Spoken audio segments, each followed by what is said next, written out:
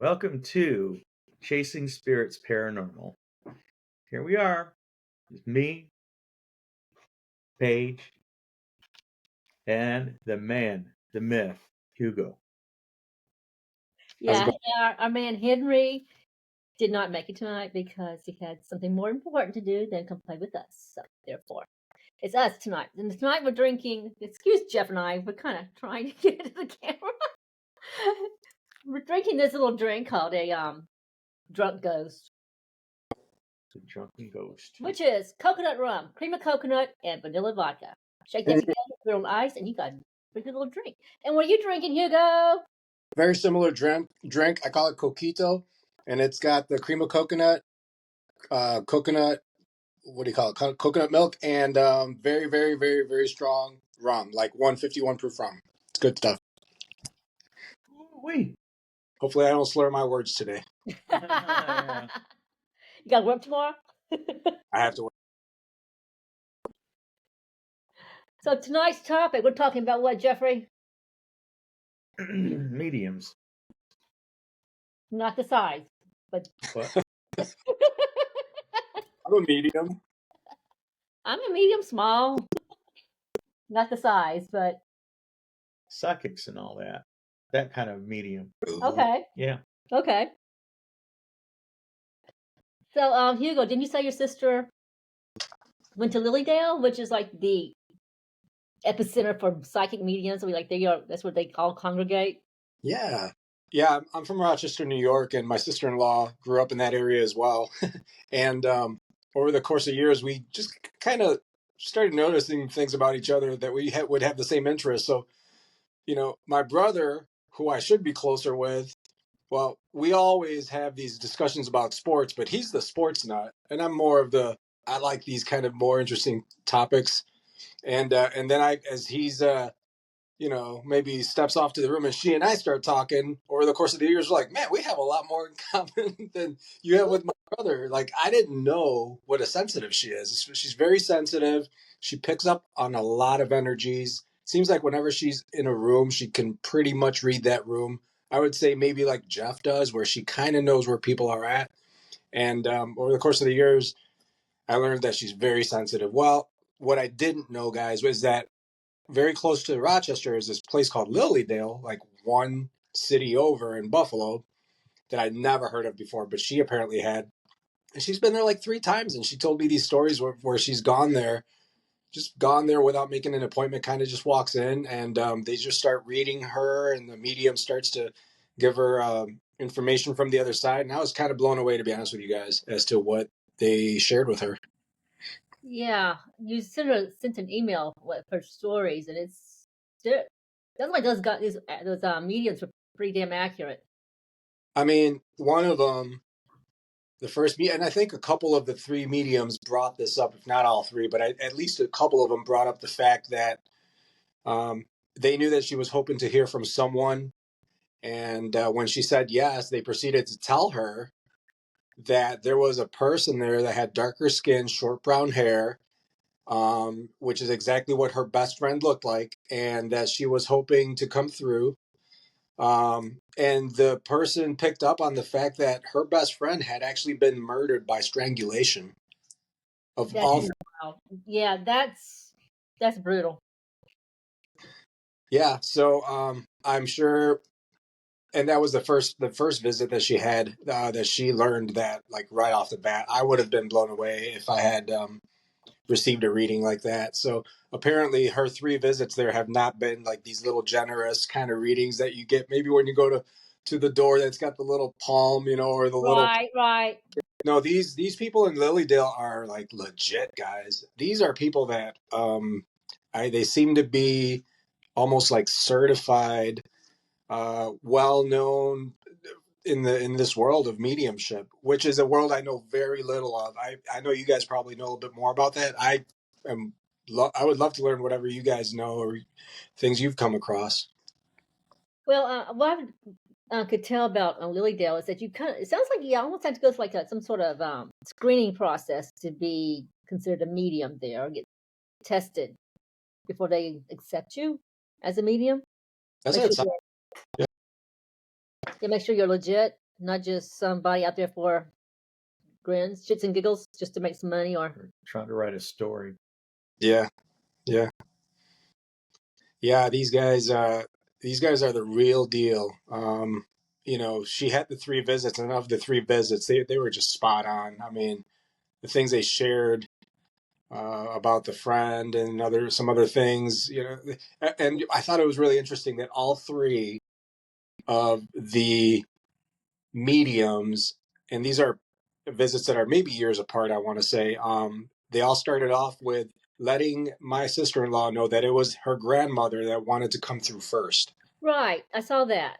That's really interesting. I've never had a tie like that with anybody where I've felt like a specific person that had passed in my life was trying to get a hold of me and wanted to relay a message. But 3 out of the 3 times she said that her grandmother came through first, and that she said the same thing, that she had said before. And one of the other times that she was like her spiritual angel watching over her, almost like a guardian angel. Right.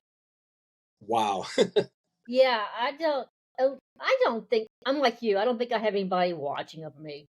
If I do, they're being very stealthy, very on the down low. Like, come on, if you're there, let me know somehow, please. Like my dad, I'm sure he's gone. I know he's gone, but I'm sure he's off doing whatever he's doing on the other side. He's forgotten about me. He wouldn't do that.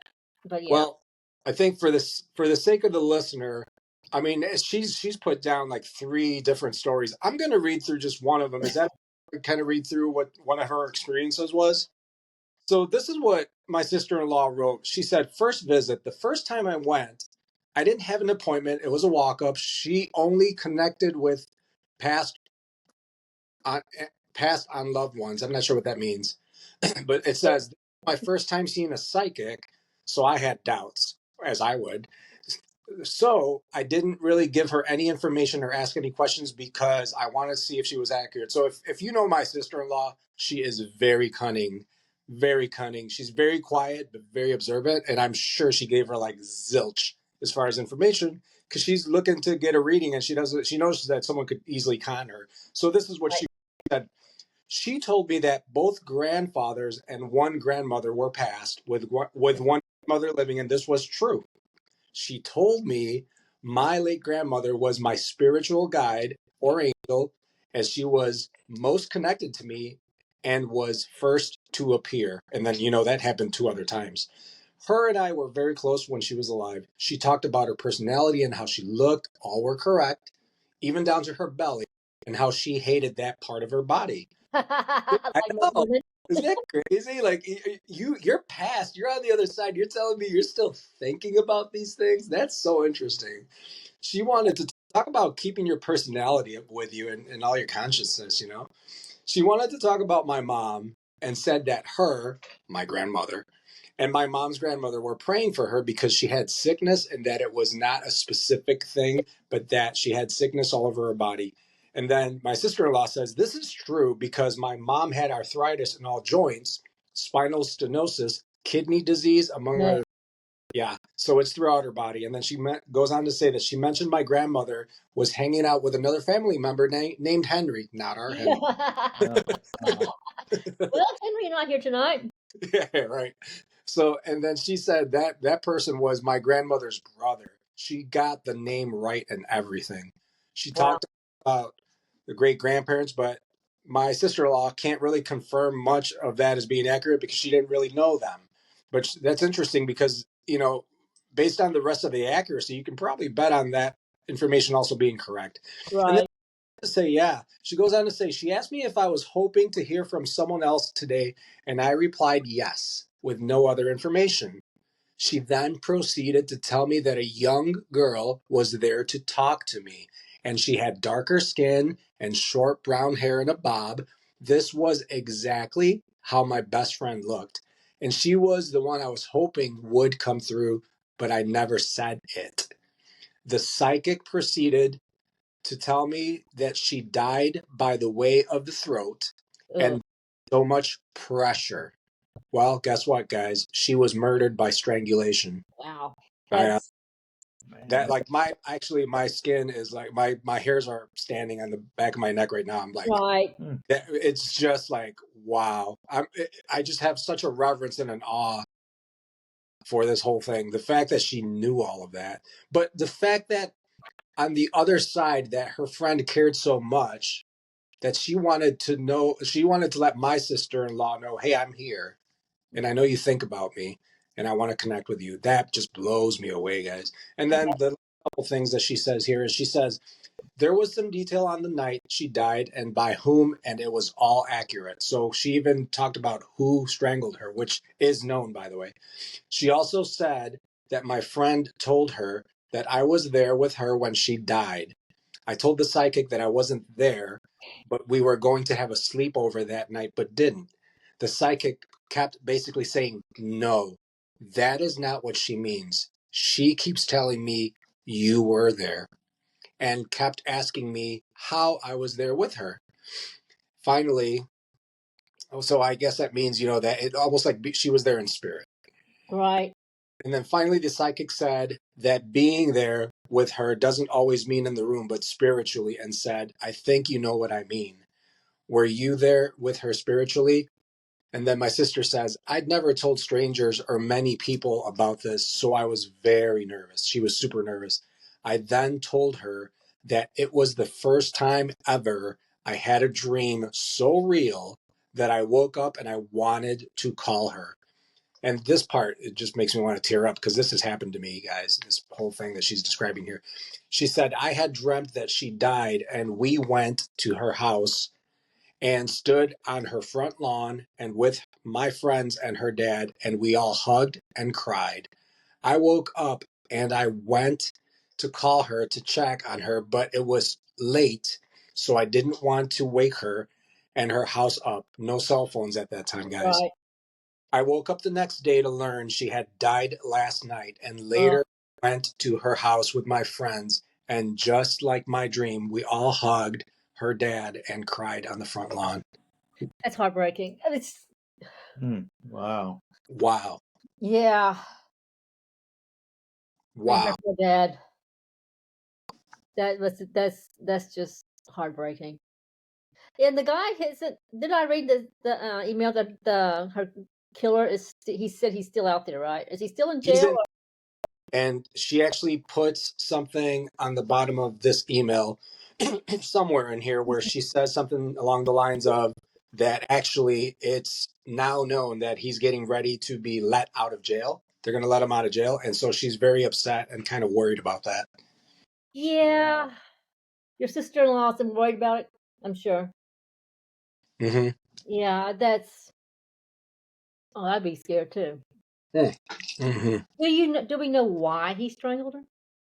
She never says why. I think I'm going to ask her next time we talk, but I don't know why. Seems to have anger issues. You think? Seems to be too. bad. Don't know how to control the anger, huh? The anger. But yeah, that blew me away because we've talked about certain things and she alluded to these things. I think it's one of those things where she's such a quiet person. And so my sister-in-law may have given me almost like hints that some of this stuff happened. But I think when she actually sat down and wrote all this out, I bet you a lot of that stuff really came back to her and she put a lot more detail in here than what I'm used to hearing. Right. It blew me away, man. So she got in that zone when she's typing it out, and it just Yeah. keeps on coming. And I tend to do that because I'm not, contrary to popular belief, I'm actually not a strong talker. I just come out of my shell around friends, but Well, sometimes flow. You just you're doing it here. yeah. Ever since we met you at that party, last month? Mm. And you came on the podcast that first time, and then you've been a regular. You're coming. Thanks for having me. Hey, you know what, guys? I told you guys a story about Did I tell you about my father and how he had that big accident not that long ago? Maybe not on the podcast, but I might have shared something. There's something that happened with my father where he had a huge accident. And it was the weirdest thing because I had also been, I wouldn't even call it a dream, but it was like, we're talking about, I guess, channeling here, or we're talking about maybe mediumship, Right. psychic awareness. And I guess in a very similar way, it wasn't a dream about my father, but I was in that state where I was kind of asleep, kind of not asleep. And I heard his voice clear as day yell out for my name, like he was really in a lot of trouble. And I called him that minute, and it was like 3 in the morning. It was like 3 or 4 in the morning when you should not be. What the hell are you doing calling anybody at 3 or 4 in the morning? But Right. there's something that my sister-in-law wrote here, guys, that really struck me. She said that she felt like she had to call her friend, but she hesitated from calling her friend because of the time of the day that it was. Like nobody's going to pick up that phone, And Right. Right. I've made that mistake. And Cindy knows that there was a specific individual that I wanted to call, and I'm like, I should call this person, and I didn't. And I think they passed like the next day.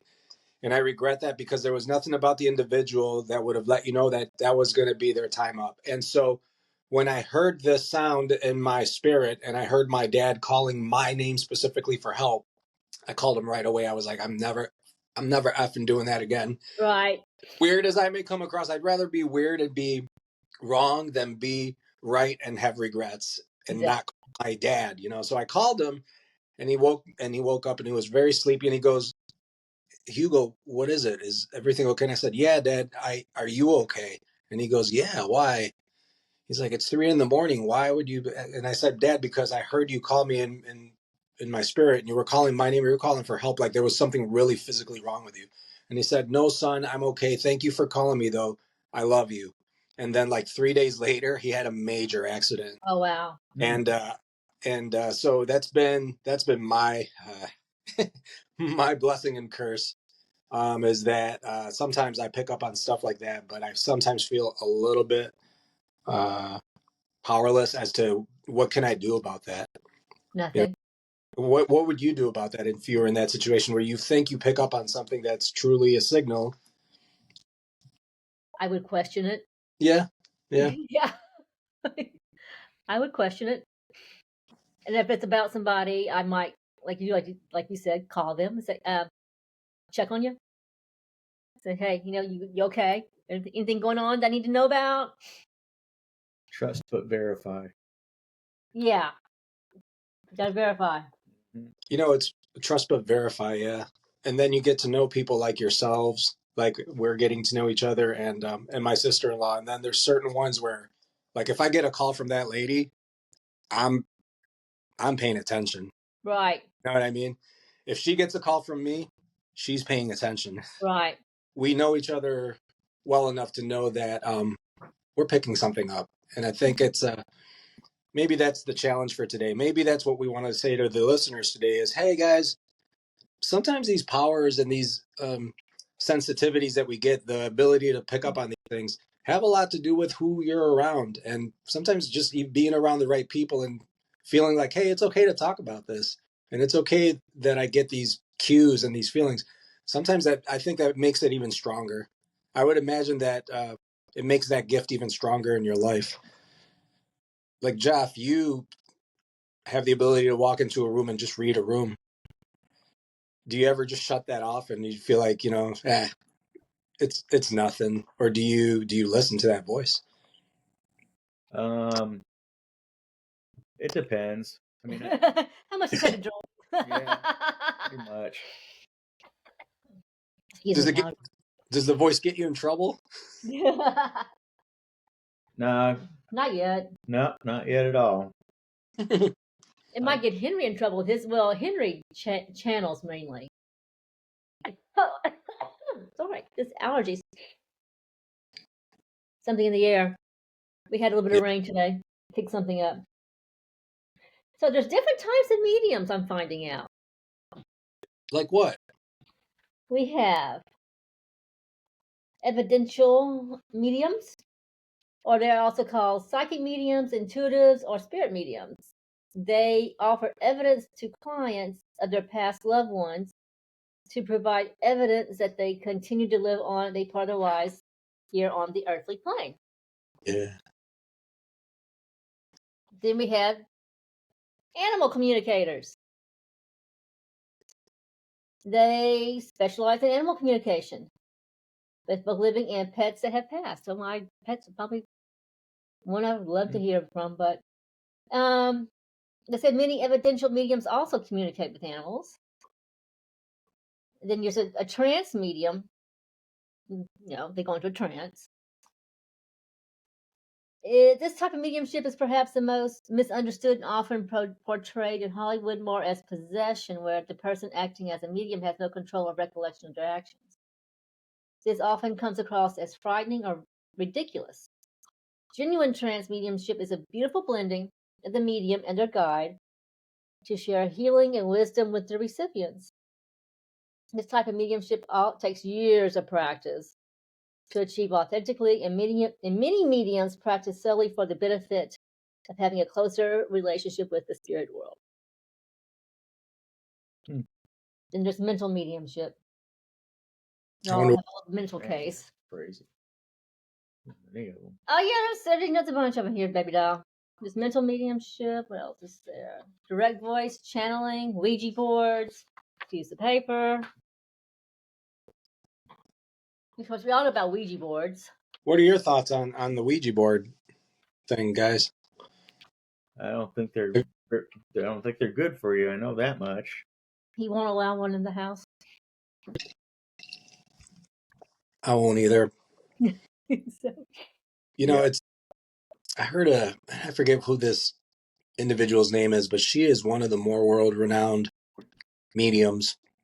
And I remember she was asked the question about Ouija boards, and she said there's a place for them, but you have to understand that whenever you're doing anything in life, you get what you put out there, and the frequency that you put out there is typically what you're going to get back. And in a way, it's the same with Ouija boards. The problem with Ouija boards, she said, is that, they're in Target, they're in Walmart. It's a game. People think of it as a game, but it's not. And so guess what portal, guess what tool the more uncivilized and undeveloped spirits are going to be passing through. They're going to not be coming through a reverent door. They're going to be coming through a game, a joke, something like a Ouija board. Right. And she goes, I've seen people use them, and they've used them right, but then they've actually developed those abilities to the point where they just take the Ouija board and they throw it out, and they're the ones that actually end up receiving that information. But if you're playing around with the Ouija board, you don't know what's coming through. You don't know what's coming through, man. We would never have anything like that in our house because we know we would not utilize it right, we feel. In Salem, Massachusetts, there's a Ouija board or witch board or talking board museum. Really? Yeah. Of course. I wonder if we would get burned would we be, burned as witches? I would have been hanged a long time ago. Just because we're talking. Off with your head, Jeff. Off with your head. They would have I would have been one of the accused. You would have been. I would have been. Do you guys have a black cat? She's black and white. Okay. The boop on her nose. I have a gray and white one somewhere. I haven't seen her since you came home and she kind of snuggled up with you. Leia, the pudge.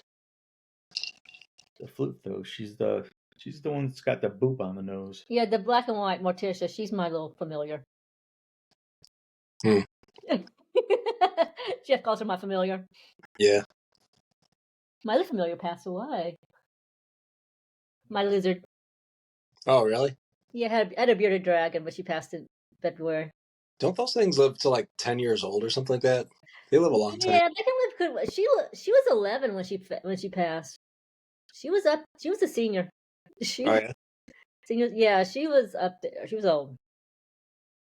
I knew it was coming because the way she was looking and acting. It's like, it won't be long. Matter of time. So. Well, if you guys have a little bit more time, I can read you another one of the notes that my. Well, please talk to me. Talk to me. Here you go. All right. So second visit. Here she is. Second visit. I'm gonna just read what she wrote. I'm not even gonna give you my version. This woman seemed to be more random with her information and focused more on what's coming or going on today. some stuff didn't jive. Like she talked about my ankle hurting and talked about people that I couldn't really make a connection with to figure out who they were. However, there was some stuff that was accurate. Again, my grandmother came through first, and she said the same thing about how she was my spiritual angel watching over me. She said she saw me going back to school in some nature, like for work. She made some statements like, "You're smarter than you give yourself credit for," and she wrote, "Probably true." She kind of, I think she looks down on herself, you know. And Well, I told her she was crazy and I had no plans to do so. No plans to go to school, but here a year and a half later, I'm taking classes to complete my degree, she says. That's really interesting. yeah, She did say I would be going on a family vacation and saw us on a houseboat. I had no intent to be in a houseboat of any kind, but that summer we did go on family vacation to Ocean City, and her husband ended up renting that boat. Her husband's my brother, and she ended up renting that boat with the roof for all of us. I remember that. That was a great vacation. I was there. He was not aware of what the psychic had said, and it wasn't a houseboat per se, but very similar. I agree with her. yeah, She also talked about her son-in-law, or her stepson, I should say, and how he had emotional issues due to his mom. She said his mom has brown hair and feels like a very cold, distant, unloving person.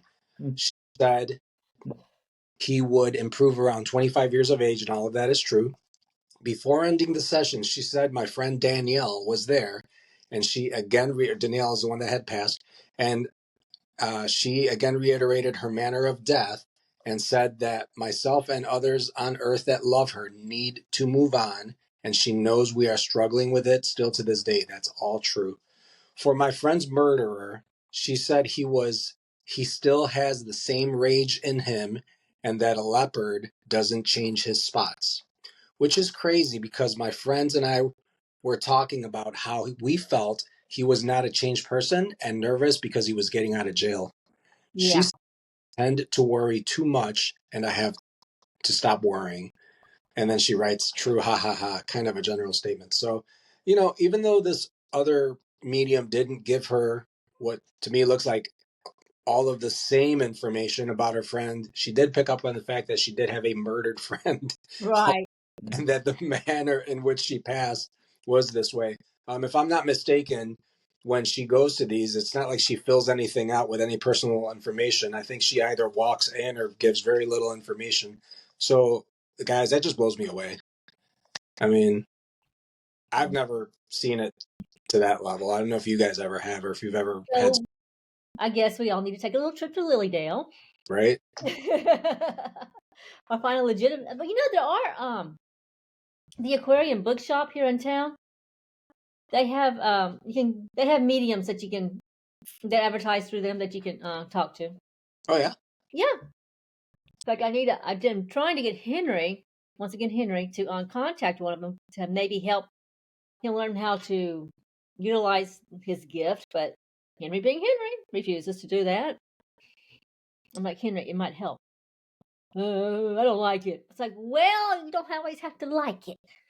I don't like having this gift. It's like, well, learn to utilize it. It is what it is. But we're just talking about Henry Billings. That's the way he is. It's odd, right? I wonder if we ever get to choose. I wonder if in a certain life we say, hey, when I come back, I want to come back as Henry gift. And then Henry gets here and he's like, oh, I forgot why I'm here. That'd be me. I'm like, what? Like, Did I dude. choose my parents? Exactly. Did I choose to be in this family? Why? Sometimes I wonder that. Yeah, no, it's like, what did I do in a past life to deserve this? Yeah. So, Well, do you believe in reincarnation? I do. I'm not sure how it works, but I sometimes get the sense that we are coming back and it's maybe not exactly how people think it is, but that we do tend to keep working things out because we're refining ourselves in a way. It's You like get that sense of deja vu, like, yeah, I've been here. have you guys ever had an experience like that where you feel like this is 100% deja vu? I know this place, or I've I felt like I've been here before. Yeah. Me Yeah, too. there's a house here in Richmond, H. Hall. I don't know if you've heard of it. No. It's a Tudor Manor house, an actual Tudor Manor house from England that somebody went over to England, bought the house, had it taken down, disassembled, crated up, and brought it back to Richmond and had it reassembled here. Hmm. Overlooking the James, I believe. But it's a beautiful, beautiful home. And I've been there a few times. And the first time I went in there, I was like, I've been here. Yeah. I've been here before. I don't Wow. know when. But I've been in this place, and I was thinking, well, I might have been a servant, knowing me. It's like I might have been lived here, but I was probably the scullery maid. It's like, Wow. because like I said, it's an actual Tudor manor house that was originally built in England that they disassembled, crated up, and brought back here. And the kitchen is separate from the rest of the house, and its own little building. It's a beautiful home. It has the gardens. You've been there a few times. Mm-hmm. Yeah, Check. Lovely. we took your Aunt Rosie there. Yeah. The last time she was here. Yeah. Yeah. Aunt Rosie from San Francisco. She's a mess. She hasn't made her annual Richmond trip in a few years. Yeah, that's serious. She would make these like every year. I say, she's like, I'm coming to visit. Okay. I said, okay, Rosie, what? And it's like, that's I don't mind. Come on. But it's like for 3 years in a row she came to Richmond. It's like she hasn't been here in a while. It's like, okay, Rosie, when are you coming next? After your annual trip.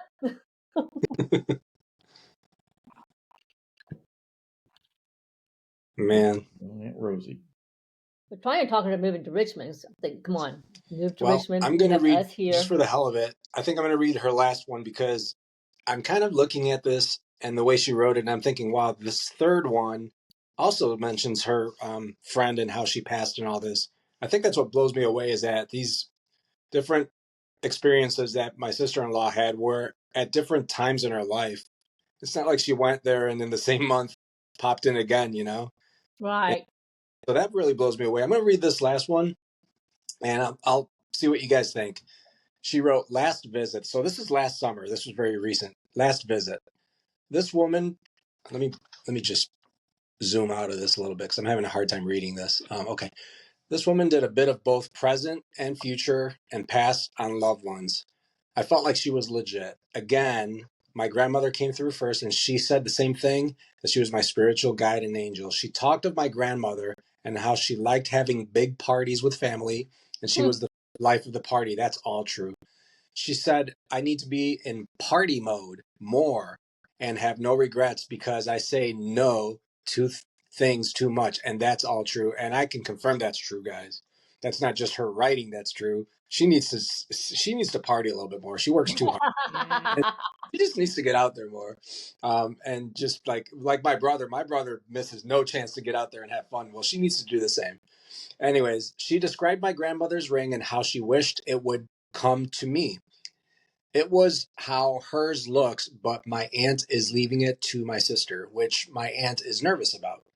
She talks about how my mom has pain in her back and thighs, and she started rubbing the tops of her. So the psychic started rubbing the tops of her legs back and forth like this, a certain way as she was talking about it, which creeped out my sister in law because that's exactly what her mom does due to her hip and spinal stenosis issues. Keep in mind, guys, these are people who are alive here too. So she's not talking about she's channeling this person. She's talking about her mom, who's alive and well, is a very good friend of ours. And she's giving her a reading on things going on at this time. I almost feel like I'm watching The Ghost of Christmas Past, The Ghost of Christmas Present, and The Ghost of Things to Come. Isn't that strange? Right. But she nailed it, man. So anyways, she again talked about my mom having depression and how we need to help her through it because she is too stubborn to get medication to help. And this is all 100% true. She mentioned my dad and how he was having health issues that no doctor can seem to figure out. This was 100% true and had been going on for over a year. She then mentioned his hands and how there was something going on with his hands that has me concerned. The crazy part about this is that on our way to see the psychic, I told my friend in the car about how my dad was still really sick with no diagnosis. And I was concerned because when I last saw him, his hands were shaking badly Oh, and that's he a, was trying to hide it. was it Parkinson's or? That's what I don't, and that's probably why she's upset and concerned about it, is because he seems to know that it's serious enough that he's trying to hide it from everybody. And at this point, she's just a little bit upset by it. But the psychic picked up on that as well. Anyways, it says here, she brought up my friend Danielle and knew she died at the hands of someone else, but then brought up about how her, the psychic, and I have similarities in our lives. The psychic lost her best friend the same year as I did, 1995. Oh, Yeah. And by the same circumstances, oh a wow, male who was on drugs. Crazy, guys. wow. That's Jeez. crazy, man. She said my friend really liked the clothes we picked for her. This made sense to me because her dad allowed us friends to pick the outfit she wore for her funeral.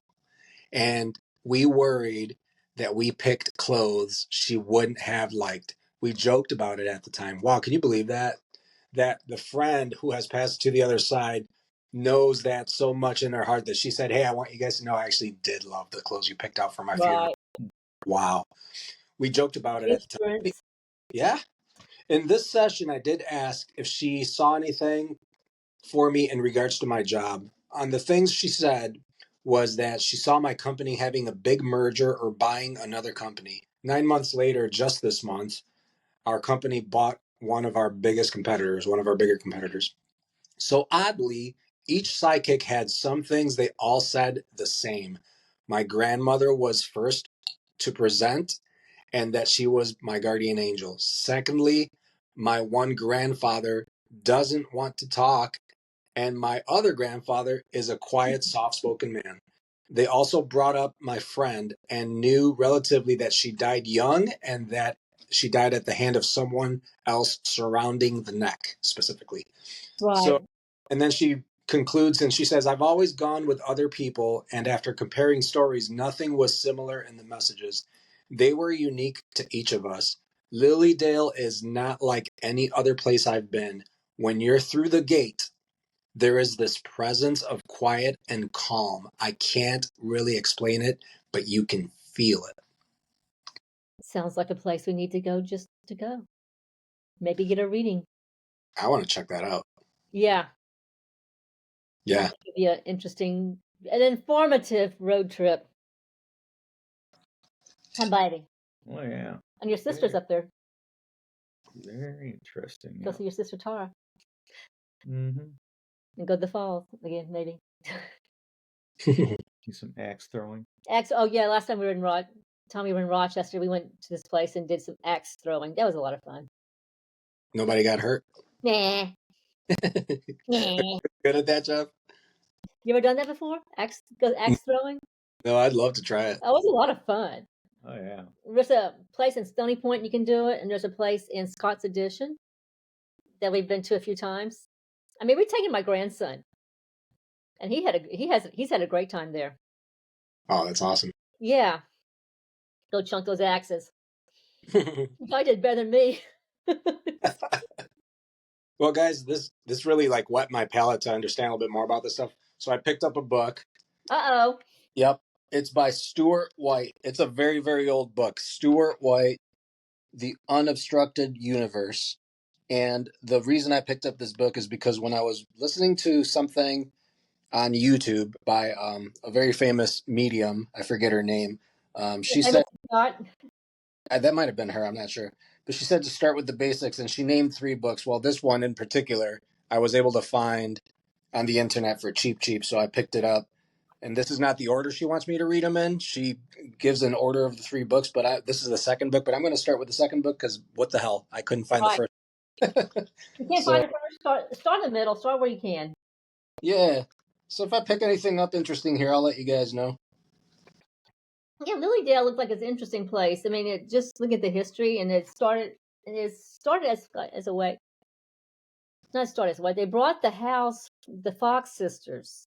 You've heard of them? Are they? Yeah. They're probably Yeah, they're the ones who basically started the whole spiritualism movement. Hmm. They brought their cottage over to Lilydale, and which has since burnt down, unfortunately. But now they use the spot where it is as a meditation garden. But the Fox sisters were kind of interesting. I Very. also heard that, and Mary Lincoln Todd, Abraham Lincoln's wife, used spiritualists, especially after their son died. And then after Abe died, she was using spiritualists also to try to contact those who passed. But Oh, as a mom, and you lost your child, that you would probably do anything, contact them if you could. you got me thinking. Was it the third Lilydale story, where the psychic tells her that her friend died also under similar circumstances and in the same year? Right. I swear to you, I feel like we're just here to learn from each other. I think like that psychic needed my sister-in-law on that day, just like my sister-in-law needed her. It was just, I thought that was pretty special. Right. We make connect. The universe knows what it's doing Mm-hmm. when it comes to making connections. Like it knew what I needed it knew I needed my dog. Right, Jeffrey? Mm-hmm. Yeah, you gotta open your eyes and just recognize stuff around you and don't take it for granted. The universe knew I needed this particular dog, so they sent her to me. So she's been quite a. Where's that thing? I don't know. She's right here somewhere. Hold Awfully quiet. on. Uh-oh, she's quiet. She's like a kid. I saw that Flint walk in. Look at there. Oh no, here she is. Oh, there she is. There's a troublemaker. Look at the. Go say hi to your public. Here you are. Ah, she's sweet. Say hi. Say hi to your public. Hello. Well, rotten dog. She's photogenic. She really is. She's very photogenic. And her little soul patch. He's a goof. Yeah, she's a little rescue mutt. Ah. What do you think, a day trip or a field trip to Lilydale at some point? Yeah, I'm all for it. Bucket list. Bucket. That'll be a road trip, a weekend trip, or whatever. So that would be a good thing to do, huh, baby? Yeah. You can call your sister and say, "Hey, come see us," if she's available. But see, I'm with Jeff though. I'm like, I have respect for everybody, and I understand we're at different places, but I don't think I could do the Ouija board at my house. It's just, maybe it was the way I was reared up. Maybe we were too religious. Maybe I think I'm gonna get demon possessed. I don't know. But I don't think I would want to play with the Ouija board because I don't know anything about that. I think I remember having one, or a friend of mine had one when I was like elementary or whatever. And I think we ended up tossing it. Mm-hmm. It was one of those, the ones you get at Target, the Milton Bradley ones. Yeah. Not like, the toy ones. Not. That's the one that I always shoot. Me and my brother and neighbor were using, and it was just like, okay, the thing's moving around the board, and it's like, who's moving it? Who's moving it? Yeah, they did that too. It's like, okay, who's doing this? You're doing it. No, I'm not. Wow. But it would answer, whatever we were asking it. It really was answering? Yeah, because we swore that I didn't do it. I didn't do it. I didn't do it. I didn't do it. He's trying to get Jeff in the camera. Dang. What did the Ouija go say? I did it. Or it's me. Yeah, I don't remember, but has freaked out. I know that much. Yeah, because you're like, not sure. What is this? Mm-hmm. Is this real? I don't know. Yeah, I would be potentially open to having one and getting one, but because of Jeff, I don't. So I just Keep it away.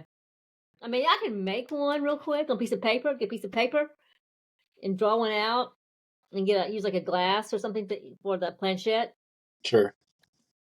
But I don't. Hugo, where'd you go? Did you lose me? Yes. Oh, Yeah, wow. there you are. I was. Yes, you can, What, Hugo. I didn't realize it would black it out like that. Well, yeah. So much for mediumship in Lilydale. We're making a road trip to Lilydale at one point, just to say hi. And remember, people, what's your word, Jeffrey? What do you say when you sign off?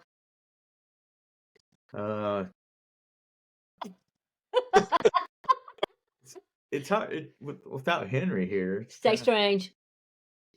Stay free. And what do you say, Hugo? I have no idea. Whatever you want to say. Stay true. Okay, people. Hey, Hugo, you hang out, and everybody else, Peace out. sayonara. Stay Sayonara. strange.